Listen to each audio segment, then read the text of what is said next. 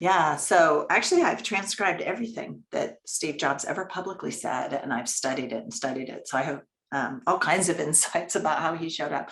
But yeah, what's interesting is I know there's, and you know that there's a difference between. Welcome to this episode of Growth Island. My name is Friis, and I got the pleasure as always to host you.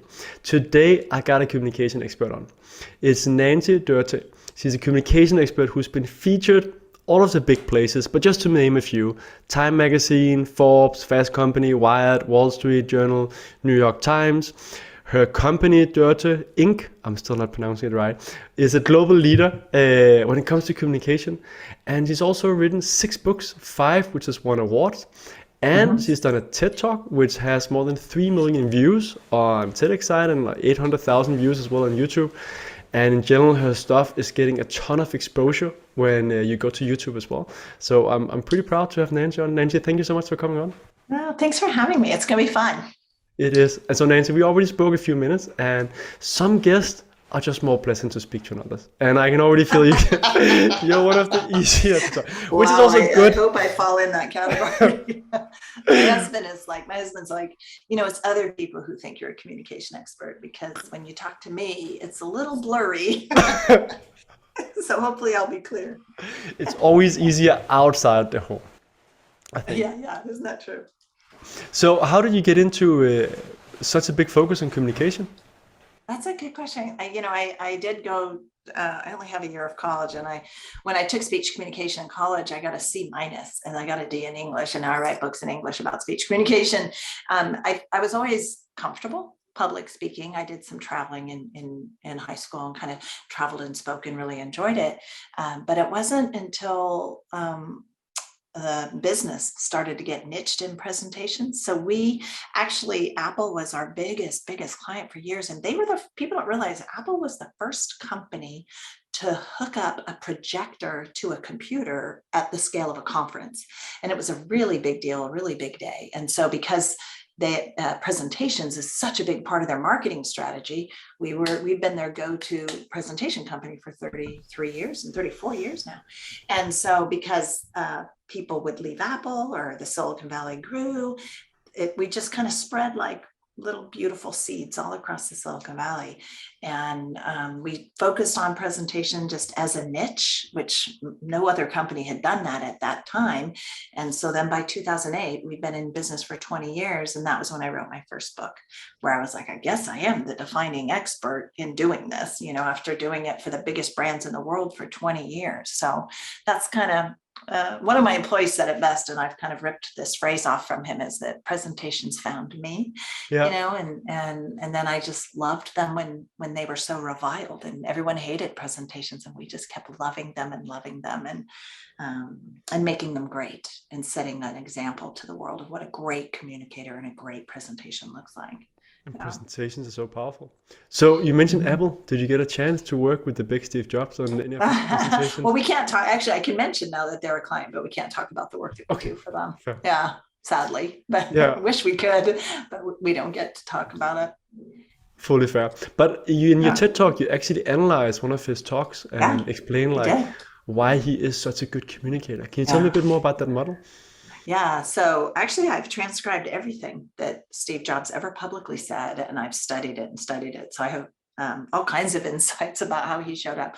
But yeah, what's interesting is I know there's, and that there's a difference between a speech and a story, but yet great speeches. I have a book called The 100 Greatest Speeches of All Time, and great speeches had some kind of a rhythm or a cadence to it. And storytelling, the thing we love about it is there's this rise and fall, and it's like this rise of tension and then the cathartic release of that tension. So I knew that the greatest speeches had that rhythm and that cadence to it, and I wanted to figure it out. And because I love math so much, and I love visualizing data, and I love visualizing, I spent 3 years studying story because I knew I would find the answer in story. And it was definitely that cathartic rise and fall. And so after studying all the greatest speeches, I found this shape. And it, for those listening, it's a kind of looks like a Halloween pumpkin, I don't know, like the teeth. It's like this up and down motion. And it's this contrast. It uses contrast between what is and what could be. And so using that contrast, figuring out that shape, the first thing I did is I thought, if this shape is true, it should work for a great speech by Dr. Martin Luther King and a great business speech by Steve Jobs. So I sat down right away and analyzed those speeches to this form, and it worked. I'm not a digital native. So for Steve Jobs's speech, I literally used 1/4-inch graph paper. Mm-hmm. And if I unroll it, it's about 20 feet long, all written out by hand, because I figured out how to do it in Excel now, to just do word count and time and stuff. But it was fun. It was fun to actually analyze. It's like a beautiful scrolled up thing. I've kept all my analysis from that. That's fascinating. So you mentioned 100 of the best speeches. What are like the top 3? Oh, well, it's loaded. It goes all the way back to like St. Augustine, Mother Teresa. And your what was interesting, my personal top 3 in that book, I love Churchill. You know who there's not a lot of women that have a long history to analyze. So I did love the Mother Teresa. One of my favorite speeches is by Evita Perón, who in the 40s was declared as the most powerful woman in the Western Hemisphere. But her speeches had never been, and have still never been that I know of, translated from Spanish to English. So even though, it's Argentina and she's a little bit on the controversial side, I think she does speeches at the scale and with the same kind of language and rhetorical devices that Dr. King did. I think her speeches are stunning, but they're not celebrated. So it's really weird. She actually had one of the largest gatherings in history, but it's not even in Wikipedia, because she's this uncelebrated communicator. So I would say that's one of my favorites. So if can I find that speech and do Google Translate, or I'm going to lose too much of the context? You should be able to find one. My favorite one was the speech she gave in May in the playa. And the audience started to chant for her to run for the vice president of the country. Like 2 million people gathered momentum and she starts a dialogue over the balcony with 2 million people. And she's explaining to them, no, I'm not running. She had to even do a renunciation speech 9 days later, trying to convince the country that she's not running for office. So I don't know, in the 40s, for 2 million people to chant for a woman to be into a position of power.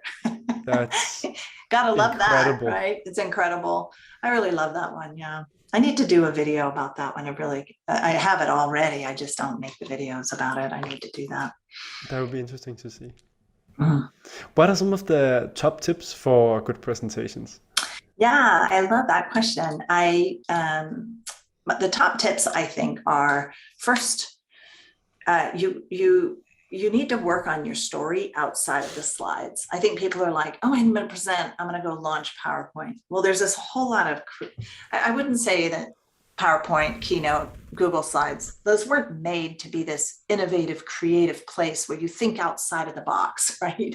It's this very linear, make a slide, add another slide. It's very chronological, very linear. So I would say the first thing is you need to work on your story and your narrative and whatever is your best writing way, whether it's typing it out in prose, working in outline form, putting stickies on the wall, whatever it is. I would say just think for a little while before you open up whatever tool you use to make your slides in. And then the other thing is sometimes it's hard to be clever. You get in your own head and you're like, I really want this to resonate. I really want it to be clever. Host a brainstorm. Ask some of your funniest, most clever, most knowledgeable friends. Say, hey, I'm stuck right here and here. This is the most important part of my whole talk. Will you come and do an out-of-the-box brainstorm with me and really help me think of a clever way to communicate this where people will leave the room and be like, oh my God, my mind is blown because I get what they're trying to say. So include others in that creative process that have these kind of creative juices. And then I would say my third tip is to work with a coach. I don't care how good you are. Like, I'm actually a pretty good presenter. My coaches work with me. Like, I have a coach. And what she'll do is I'll deliver it and she'll be like, you look like a duck right there when you were flailing or whatever. Like, she's just really like, but the big thing is like, Nancy, okay, if you flip the order of these two things and you pause right here, you get applause. Like, so what would happen is we do these vision meetings every January, right? And I think we're sharing so much good news. The place should be roaring and clapping. And I'm like, we never get a clap. And she goes, well, I'm in that audience. The reason we don't clap is you keep plowing.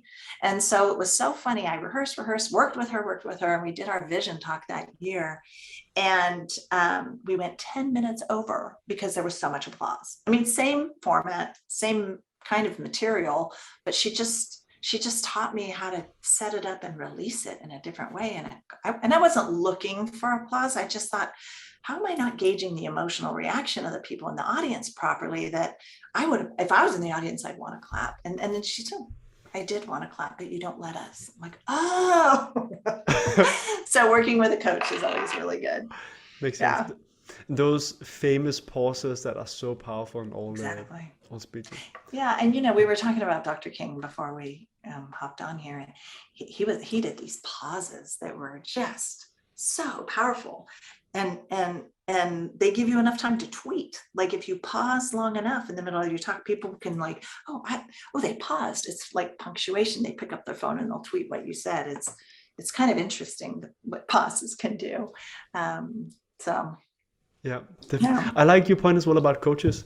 So I've always presented a lot, and then I work as well 2 weeks a year on something called Camp True North, which is a personal development camp for youth.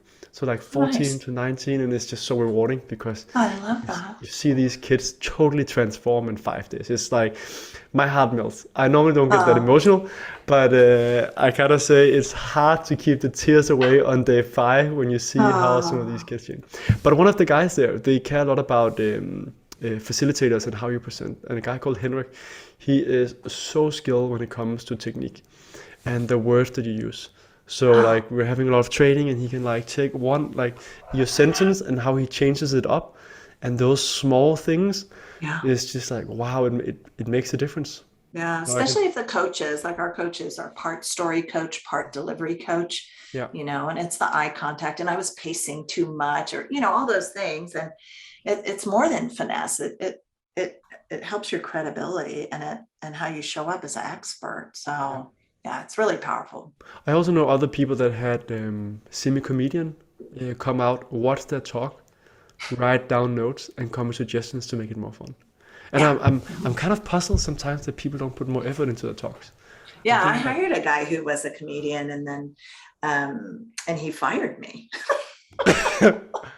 He fired you? I was like, help me make this more funny or whatever. And then he's like, you know what, Mike, he has a little bevy of comedians. And he's like, you know what, my comedians feel like they are powerful storytellers, and they've decided they don't want to make your platform funny anymore because they would love to be you and they're not you. And so they don't, they have to work harder on their craft than I do. And I'm like, oh, is that right? Okay. Wow. I'll find somebody else. I mean, I'm not super funny, but there's that. And my team was so busy. So now I have my team do it now. And it wasn't because of me. It was more because they wanted to have a career where they make gobs of money being a comedian. And they didn't have that. And they felt like them helping me be more successful graded against what they wanted to do with their life. I know, it was kind of interesting. I didn't mind it. I mean, it stung. I'm like, what? But I don't know why I brought that up.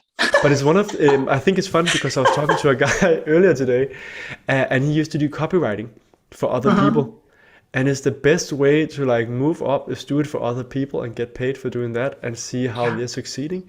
And then you can do your own stuff as well, right? I tell you, you find patterns in what they did, and then you can become as successful yourself. I agree. And the market is big enough. Like that's one of the ones. My goodness, like endless.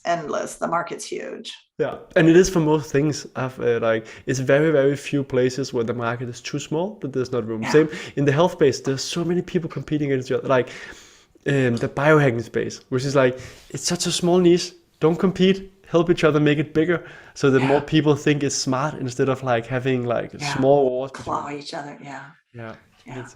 But it's an approach. That's what I do. I mentor people. I mentor people who have their own presentation companies. Like I'm just like, there's so many people that need to change, and we're going to get there faster if we're all helping pull in the same direction. Yeah. I fully agree. But it's very much mindset, whether you see people as competitors or collaborators. Yeah, I agree. So, other tips for really good presentations that we can implement tomorrow? Tips to implement tomorrow. That's a good question. I think that there's a few things you could do. One of them is always start with empathy, which is take a walk in the people's shoes who we're talking to, because sometimes our own agenda, our own content, our own information we're trying to convey, we're caught up in our heads, we're caught up in our own world, and we're delivering material just from our own perspective. And if you walk in the shoes of your audience, even for a little bit, like what's on their mind? Like if you're talking to a company, like, did you set your Google alerts a month ahead of time so you understood the external pressure? Do you understand what kind of news, what kind of forces? Are you listening to their earnings calls? Do you really understand what they're going through? Do you understand what their strategy? Like, take your mind off your own self and empathetically think about who you're talking to. I think that's like the biggest one. I think another tip is people's slides create dissonance. Like I was just on a call yesterday, granted it was with a banker, but what happened was they'd be like, okay, go to the next slide, please. And there was probably 300 words on the slide. So I'm like, should I listen to him? Should I read? Should I listen? And then he'd blow past it, right? He'd do his verbal narrative of about a paragraph and then just keep blowing past it. So I was like, that looked like super interesting information on your deck. Would you mind sending it to me after? Because I'm like, why project that? So there's this dissonance where people can either listen to what you're saying or read what you're saying, and you shouldn't do both. So if you put a busy slide up there, sometimes it needs to stay intact sometimes, right? So if you do have to have a busy slide up there, just pause and say, hey, I want to give you a minute to just process what's up here, and then let them process it, and then maybe switch the screen to black and continue your verbal narrative. So I think that's a couple of tips people can leave and do from here. I saw that in consulting a lot, that you had these like really heavy slides, that it kind of like it's showing that you have a lot of data behind it, but I totally agree, you lose the audience, because those are actually slide docs, right? They're these dense, they're actually documents made as slides. And what we recommend for the consulting companies to do is they want the thud factor. So what they used to do is print out the decks, and it would be a ream thick. It'd be 500, 200, 300. Well, they paid $2-3 million for the consulting. So of course it needs to feel substantial.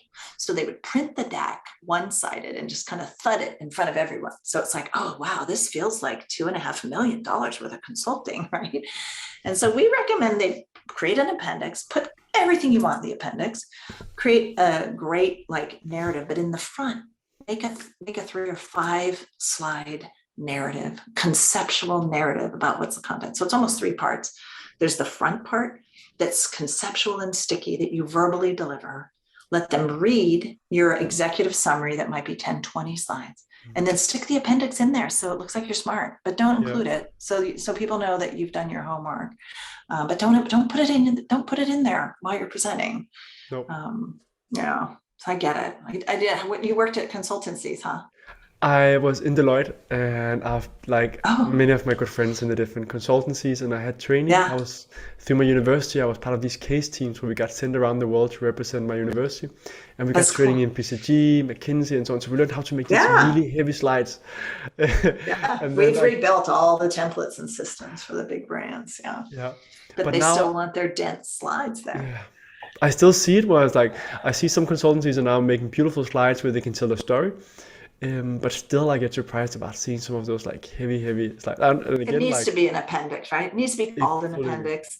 It's a report. It needs to be proof. It's evident. Yeah, it's a report. Yeah. It's a report, and they need to treat it more like a report. Yeah. We're on the same page there. I agree. Yeah. What are some of the common mistakes that you see that are classic mistakes that would be easy to correct? Yeah, I think it kind of mirrors some of what I just said. So one would be lack of empathy. They forgot to think about the audience, and they set themselves up to be the hero of the room, right? It's like, oh, I'm well lit. I'm elevated on a stage above all these people. I'm talking a lot. You get so caught up in your head that you think you're the hero. And in reality, if you don't treat your audience as the hero, they're the ones who are going to decide if they're going to adopt or reject your idea. And if everyone in the audience chooses to reject your idea dies. So you're really there in service of them. They're the hero of your idea because they're the ones who you want to have spread it and carry it. And if you don't communicate well, not cool. So I think empathy would be a big mistake, and the dissonance, and then it's similar. I think people think, oh, I'm good enough, I don't need a coach. So there's this concept of while you're working, while you're doing things, call a coach. Like everyone should have a like, who wants to be a millionaire? Call your coach. You have a lifeline, and you call that lifeline when you have really critical things to do. So one of the things I think people don't do is stratify what they're communicating. And there's low stakes and high stakes. If you have something high stakes that needs to be communicated, you need to stop, pause, plan, think. Like, don't just run into it having not done some framing, done some story arcing, and really empathetically thought about that person. So when it's high stakes, you got to go big. When it's lower stakes, you could be a little bit more like show up and riff, and be a little bit more casual around it. But especially leaders today, so much of what comes out of our mouths high stakes. Like if I'm just kind of careless and I'm like, I'd even make a joke, somebody will be like, oh my gosh, Nancy believes that. Or like, we have to be so much more careful with what comes out of our mouths, and so much more constrained. So those are my tips for you. Got it. What's your experience with people's attention span? Yeah, it's shrinking. Like, Yeah. I think the TikToks, the Instagram, all that, back when TED.com first came out, and TED starts to put up there all the talks they've done. It was interesting. Everyone's like, oh my God, an 18-minute talk, that is so novel, right? 18 minutes. If it's a great talk, I'll enjoy it. If it's not a great talk, I only wasted 18 minutes or whatever. But even TED, like about 6 years ago, started to do the 18 classic, then they did 9, and they do 6, and they do 3. Like, because now even a bad 18-minute talk, nobody wants to sit through anymore. So I think, but it takes a long time. Like, ask me to talk for an hour, I'll do it. Ask me to do a really tight talk that's 18 minutes and you stop right on time. Like, I'll never forget, I was terrified. I'm the presentation lady, so I have to kill my presentation on TED.com, right? I remember like kind of taking the bow, looking up, and I had 6 seconds left on the clock, and I was just like, holy cow, you're sweating. It's just really hard. You're just like, oh my God, and your heart is racing. It's like high pressure, high stakes. A TED Talk's a super high stakes. So you got to really put the time and the energy into making what's really important and what's really going to move the needle forward. You got to put some time into that.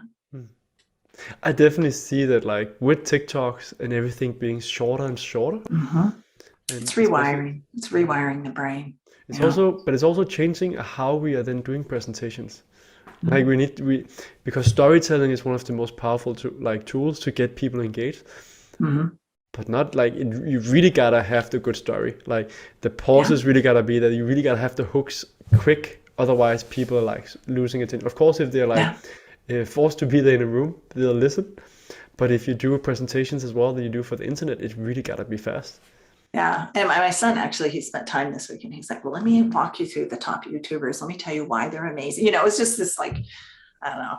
I feel like I'm a granny when I say that out loud, but it's a real magic to it. And that's the cool thing, is these young people are becoming crisp, concise communicators. At least the creators are.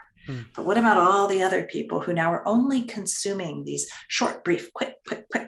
Can they sit and can they think for 2 hours and create a brilliant body of work? I don't know. Like, time will tell as the brain science comes out, and as society starts to see what's happening. I think the creators are a step ahead of the consumers of these tools. That makes sense. And they are extremely gifted or talented, or they worked hard. But it's also, these people worked hard. Yeah. Just like people that are gaming all the time, by like sitting and cutting. They work hard. They do. It is hard work, and I think that's what's interesting. I should go all up on TikTok and write a piece about, I learned how to present because I watched a bunch of TikTok videos. It's true. It's inspiring and terrifying all at the same time. Yeah. I totally agree. Yeah. But I'm realizing also now that I'm trying to learn more about TikTok, because it's such a growing medium, and it's a place that you can reach a lot of people and make an impact. But wow, people are fast at communicating messages. And I remember seeing some other stuff, and also I'm starting to evaluate things as well from like, okay, this could have been 3 TikToks of 3 minutes each instead of an hour, because there was so much Right. talk around that was not like so concise. And I remember one of Yeah. the And guests I yeah, had they on. don't have the patience for that anymore. No, But go ahead, what were you going to say? I had one guest on, a medical doctor, and it was only 20 minutes. It's one of the shortest podcast interviews that I had, but she was like a TikTok, just like spitting. Like I think we made 8 or 9 reels out of those 20 minutes, where it Nice. was just like clear points, clear takeaways that you could take. I was like, wow, like that many clear points that were just communicating in so few sentences, so sharp. That's Um, awesome. yeah, it is. Yet I still think we get a lot out of like some of the longer stories because those are the ones we remember more than just facts. So it's a Yeah. balance, right? You can tell a pretty clear story in a short TikTok though, but yes, True. I agree. Stories stick more than facts. Yes. Yeah. What's something you wish you had known 10 years ago? Oh man. Wish I was 30 and had the wisdom of today, right? 30 years, 10 years ago, I wish I knew that that I could let go of some of the responsibility at my company, and that there are leaders out there who have the shoulder strength to carry it. I wish I'd done that a lot sooner. I have an incredible executive team that's doing that now. So there's that. I also think the thing I've learned in the last 10 years is the power of a coach, as far as communicating goes, the power of coaching. Also 10 years ago, I don't know that I knew I would be a prolific author, that I did not know. I thought slidology was just like, oh my God, I got to get this book out. And I didn't realize I would create more and more books, and that I enjoy it. That's the part that shocks me the most, I think. And I think that's what I wish I knew. That was a good thing. What do you think your answer would be in if we fast forward 10 years? What I wish I knew now. I have these dreams of the future where I have not just 2 grandkids, but maybe 6 grandkids. and that I'm healthy enough to crawl all over the floor with them and play with them and enjoy them. I think I'll look back at this time and I will see in my long history, this might be my finest hour, oddly, and how I've been leading and how I showed up during the pandemic, and some of the battles I had to deal with that nobody will ever know about, and I'm really proud of that. And I do. I think it is one of my finest hours, oddly. And in 10 years, I might feel the same way. Nice. Hmm. And what's some of the ways that you got really far? So often I Hmm. ask guests that are successful as you, like, what do you think is the difference between you and some of the other people that had the same dreams but didn't even get half as far? It takes a lot of moxie. It takes a lot of determination to go far. I think the people that keep going have an altruistic motivation. What drives me every day is that I'm doing this on behalf of others. Like, if the whole world became better communicators, would most of our problems go away? Probably. So what gets me going every day isn't the pursuit of success or the pursuit of money. It's the concept that maybe, just maybe within 10 years, I will have been able, and the firm will have been able to transform 1 million lives. That would be a win. And that's what that looks like to me. Yeah. What do you do when you face some of the biggest challenges? Like, how do you do you sleep? You meditate? You go Mm. for walks? You Yeah. have a coach? You sit with family and so on. Like, what's your approach to? All of those things. Like I sleep. That's my superpower. I sleep. When I was building the business and I had small kids, I got about 4 hours of sleep a night. But now I'm catching up because I get 8 to 9 hours every night. So I can rest, I can sleep through, and my brain is processing, anything that happened during the day. So I definitely sleep, definitely hike, definitely have a little Peloton. So I do try to keep fit, and that is for the joy of being with my grandkids.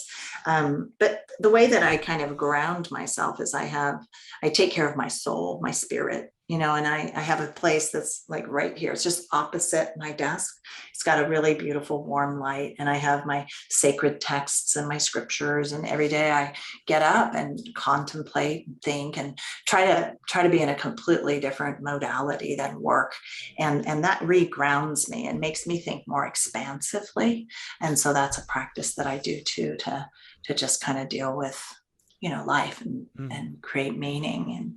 And the other thing I do, fortunately, I married the love of my life, and we've been married 42 years. And they say we're that's opposites. the most important decision for your happiness in your life is really your partner. It is. And I think when you stay with someone, it means you really understand the meaning of love. You really understanding the meaning of valuing each other's differences, because we are opposites. And yet I feel like he brings incredible value to my life. Instead of competing, we complement. And so I feel like that's a really big decision that brings a lot of joy to me every day. Yeah. That's fantastic. He's a good Good guy. to hear. Yeah. Especially when you see so many relationships these days. In Denmark, it's more than 50% that are getting divorced. Yeah. Relationships have become disposable because people don't want to work out how they communicate. Like, the intent is to stay in love, and the intent is people may still love each other, but they don't work through their differences and only in how they communicate. I think most of that stuff's salvageable, but it falls apart. Any tips on how to communicate better with your spouse? I think that's going to be one of the clips that's going to be cut out. Not going to be the clip. That'll be the biggest moment. You know what? I think a big one is never go to bed angry, ever. Like, you shouldn't sleep on your anger, because your brain processes it. And sometimes I think it seats it deeper in your heart. And always believe that the other's intent is for your good. Like, I think that's where it falls apart. And try to make each other laugh every day, every day. So I would say those are my 3 tips. Those 3 tips for a healthy marriage. But it's funny, I found when I interview a lot of experts, people come to some of the same conclusions. Like, everyone that got really far have had a ton of challenges. Like, the higher up you get, you just get more challenges, because then you have more employees and more assets and so on. So you have different challenges. Like, there's no life without challenges. Exactly. Yeah, we crave one free. Yeah, we want a life free of challenges, and there's no such thing. No, it's only dead people that don't have challenges, right? So it's about. So I don't want to be without challenges, and I often get very grateful when I have challenges, because I realize that I have quality challenges. And I was actually contemplating, I think it was yesterday, but there was a bigger question. It might sound crazy, like, many of us, are we actually in heaven? Because if you think about it, you can't have a life only with good stuff, because then you don't appreciate it, right? And even our understanding of heaven is also heaven against hell, fighting for something on earth, right? So many of us are so blessed with such a good life, where we can have so much joy and so much abundance, and we can put our energy like angels into doing something good. So many of us in the Western world and other places are living, if we choose to, in what we actually define very much as heaven. I agree. I completely agree. And I think there's a great book Susan Cain just released called Bittersweet. And it's also in the sorrow and in the pain that you're actually more alive almost. You feel life more tenderly, and it softens our hearts towards people that we can give to, toward a new way of being toward other people. And I think that's powerful. I think we're very comfortable, and we don't have a theology of suffering anymore, because so much of the suffering's been removed. And then you see the images, from the war, and then sometimes there's shame almost in our own freedom from suffering. And so it's very interesting. It's a very philosophical question there, but we should rejoice in our freedom from some sorrow. Yeah.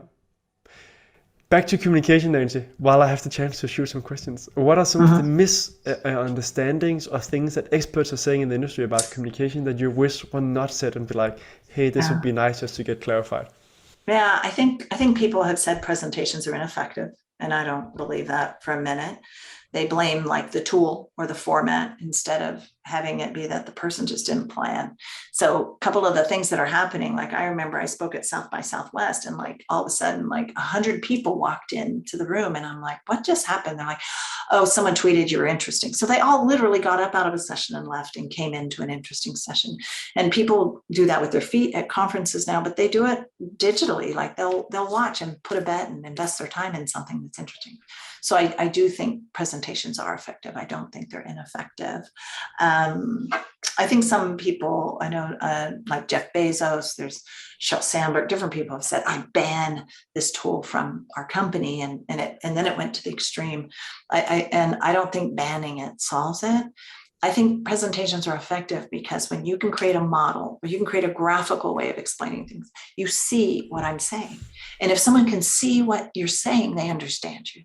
So taking away this way to visualize a memo or visualize anything is flawed. Like we had a guy who came from a multinational big company, was coming here to the Bay Area, high tech, to ask for $100 million from the CEO of a multi-global, massive company. And he's like, oh, hi, Duarte, will you make 5 slides because I'm going to approach the CEO and ask for $100 million. And we're like, you're going to put a computer and 5 slides between you and the CEO instead of using eye contact and passion. And so what we did is we made 3 models, and we're like, just grab a piece of paper off his desk or run to the whiteboard and just draw and be animated and be excited. And he did it, like learned how to draw these models, just like acted like it was impromptu and passionate, got the $100 million. He's like, oh my God, that was so fun. I'm going to open a purchase order with you guys. So I guess the lesson there is like, you don't have to be stuck in these slides, and you can think, you can use medium that's outside of just using slides. And so I think that's a missed opportunity that people use. Definitely buy that. I also find, so when I do pitching as well for startups, you don't always use the slides when you meet with investors, but you use it as well to understand your own storyline, and it makes it easier as well, like because you work with it, and then you get into the different pieces that are important for the person that you can read when you're sitting across with them, seeing like what are they interested in, and they might not want the 10 or 20 slides, they want 3 of them, but when you actually made the presentation as well, you managed to make the story, you managed to get the points out and make it clear and compelling with like these 3 points are important, instead of your 10 points that you think are all equally important, but you get pushed to like minimize it to like at least 5 and ideally like 3 to make it easy to remember, right? That exercise is so powerful.